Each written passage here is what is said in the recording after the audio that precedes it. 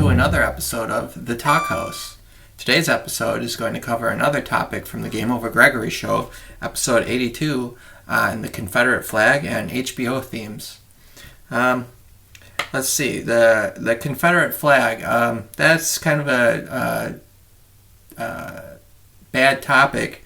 Hard to talk about the Confederate flag without getting into politics. And I really don't want this show to be about politics or the Confederate flag. So I'm not really going to talk about that. I'm just going to recognize it was a pretty historic week last week, and it was pretty cool, in my opinion. And they should probably take the flags down in public places. But other than that, I will finish up that topic by showing this guy who has 150 Confederate flags in his house, in his yard. And, you know, it's his own private property, so I don't see anything wrong with that. But it is kind of rude, but just my personal opinion. But it is pretty funny, too, listening to this guy. And in a way, it's not funny. So here's the clip.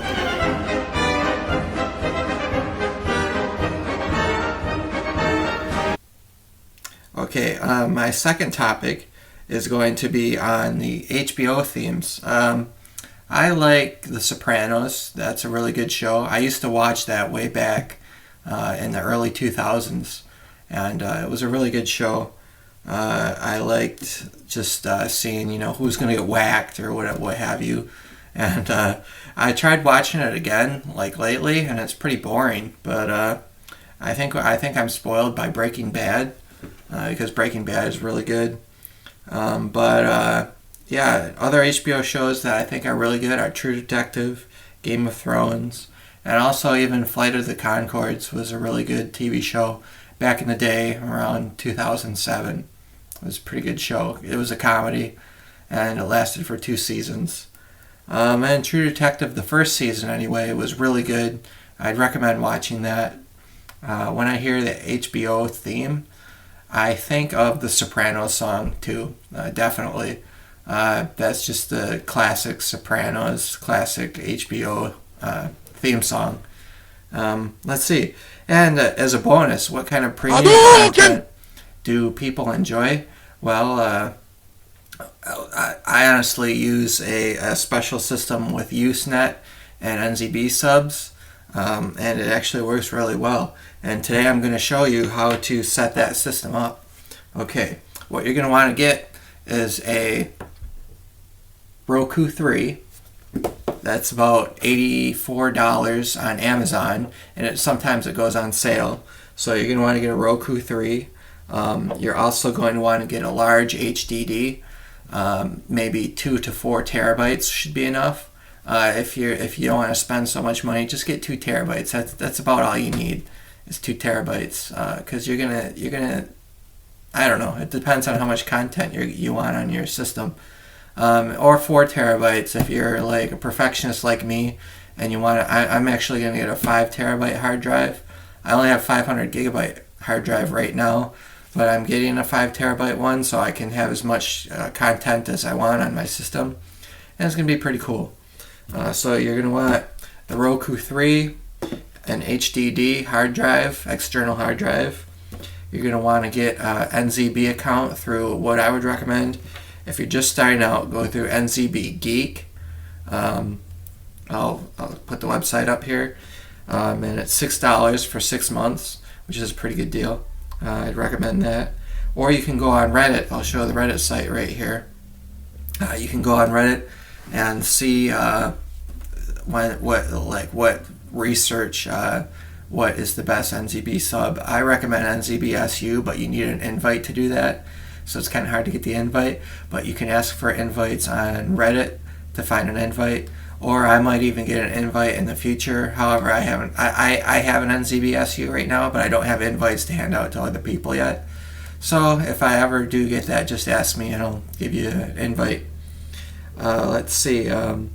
So you need that. You also need a Usenet account, and I'll show how to do that right here. Usenet server. And that's $10 a month or $14 a month for the VPN. I recommend getting the VPN because they can't like these snoopers can't catch you and send you a violation email, which that nothing happens due to those, but that can be kind of a hairy situation. You don't want to get that's for torrenting, and this is actually illegal, which is Usenet, using NZB accounts.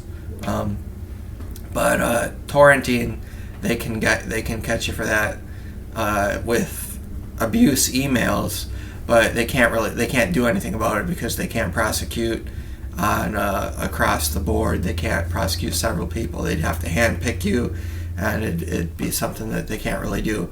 And I don't do that. I don't use that because I don't like it. I don't want to get those emails, frankly. But if you do get a VPN, you have both options. You can torrent and you can use Usenet, because they cannot come after you when you do that, which is pretty nice. Yes, this is kind of a little bit sketchy, but it's actually legal when you use the Usenet. It's gone to court several times, and it's completely legal. So that's why I use it. It's content, and I don't feel guilty, because that's just how I roll. I don't know. I don't feel guilty about getting this content because they make millions of dollars already, and they're using an antiquated business model, kind of. So I think that they should be using, like, maybe some kind of YouTube business model or something like that, where you get a little ad and then you get the content, or they give you the option to pay a monthly premium or something for the content, like HBO Go, which is $15 a month, or Netflix, which is $7.99 a month, I believe, or $6.99 a month, depending on how many TVs you want to stream to. And I just recommend those premium accounts first. But if you do want to save some money and you're kind of in a bind, and you have a lot of people you're trying to please with premium content, and you want to cut the cord, this is mainly for cord cutters who want to cut the cable cord. This is a good option using the Usenet, in the Roku 3, the hard drive, a Usenet account, NZB account, and the NZB accounts are like $6 for 6 months, or $4 a month through NZBsu. And what else do you need? Let's see. That's about all you need. And in the next video, I'm going to show you how to set it all up, or I will show you a short tutorial with videos right now. But anyway, if you set that all up with you got to plug it into your TV. You set it all up. Oh, Plex. That is what I was forgetting. Plex. You have to have a Plex account. That's easy to sign up, and you need a computer. And then your data from your hard drive acts as a server with your Wi-Fi. You have to have Wi-Fi as well.